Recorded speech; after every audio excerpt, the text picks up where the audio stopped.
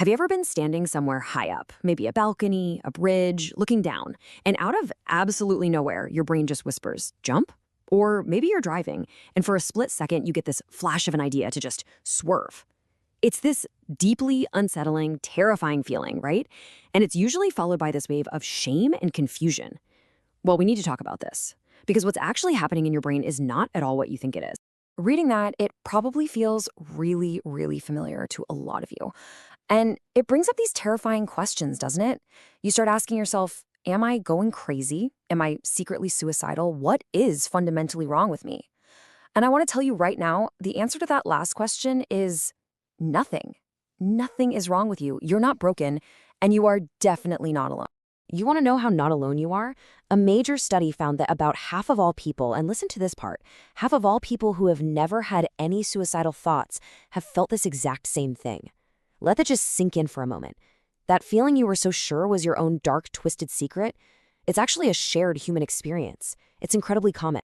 So let's just say it one more time, you are not alone. And over the next few minutes, we are going to completely unpack this whole phenomenon. We're going to reframe it, because this feeling isn't some kind of hidden death wish. It's actually a bizarre, totally counterintuitive, and believe it or not, life-affirming glitch in your brain's survival system. Okay, so let's give this unspoken fear a name. This experience is so common that scientists actually call it the high place phenomenon, or HPP for short. But, it also has a much more poetic name that you've probably heard. It's a French term, l'appel du vide, and that translates beautifully to the call of the void. Now, even though the name is the high place phenomenon, this call can happen in all sorts of high-stakes situations. It can be that weird urge to jerk the steering wheel on the highway, or to touch a red-hot stove burner, or even to step just a little too close to the edge of the subway platform.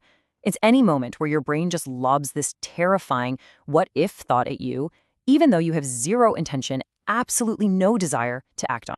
To really get what's going on here, we have to look at how your brain is built. A good way to think about it is that you have two different operating systems running at the same time.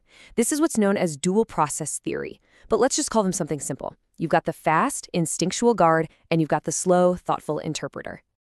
So you've got System 1, the guard. This is your ancient, primal survival hardware. It's run by the amygdala. It is lightning fast, totally automatic, and it operates on pure, raw instinct to just keep you alive.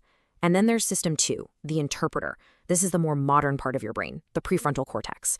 It's logical, it's conscious, and its job is to create stories to make sense of the world. Now here's the most important part. They do not work at the same speed, not even close.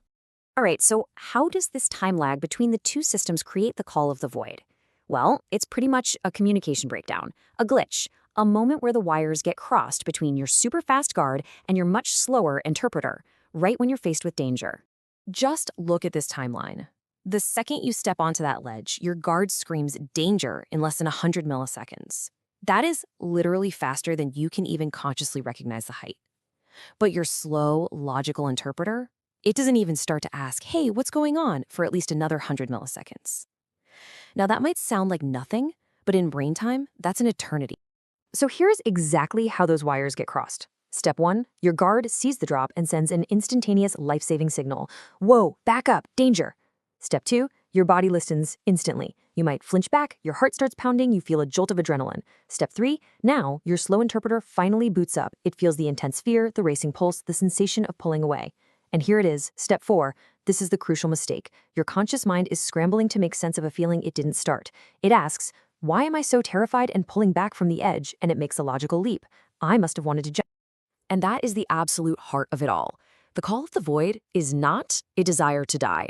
It's your conscious brain's flawed explanation for a perfectly executed, lightning-fast survival instinct.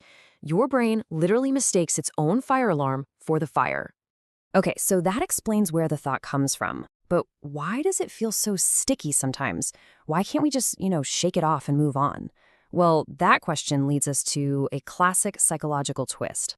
All right, I want you to try something with me. For the next 10 seconds, I want you to do exactly what's on the screen.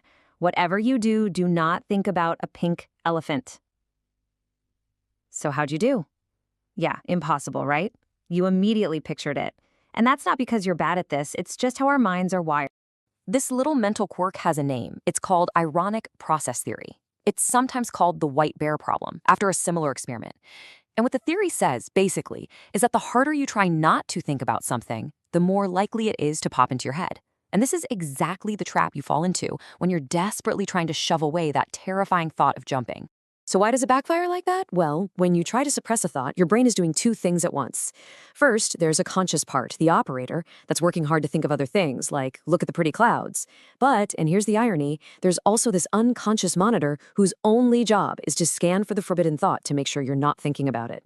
But to check for it, it has to keep the idea of jumping active. And when you're stressed, say standing on a high ledge, that conscious operator gets tired and the monitor takes over, making the thought feel louder and more persistent than ever. Okay, so let's bring all these pieces together. Let's reframe this fear. What is the call of the void really telling you about yourself? Because I promise you it's something way more profound and way more positive than you ever imagined. So, we've learned this feeling isn't a secret death wish. It's a survival signal that gets misinterpreted by your conscious brain, and then it gets stuck on a loop because of a funny quirk in how we suppress thoughts. In other words, it's actually a sign that your ancient, life-preserving circuits are working perfectly, and that feeling of absolute horror that comes with the thought, that is the most important clue of all. That horror is the ultimate proof of how desperately you want to live. And really, this is what it all comes down to. The very researchers who studied this concluded that the urge to jump actually affirms the urge to live. Think about it. The thought is so shocking and horrifying to you precisely because it's the polar opposite of everything you want. That fear you feel, that is your own mind screaming back at the void, "No way, I choose life." So the next time you feel that strange, unsettling call from the void, I hope you can remember what it really is.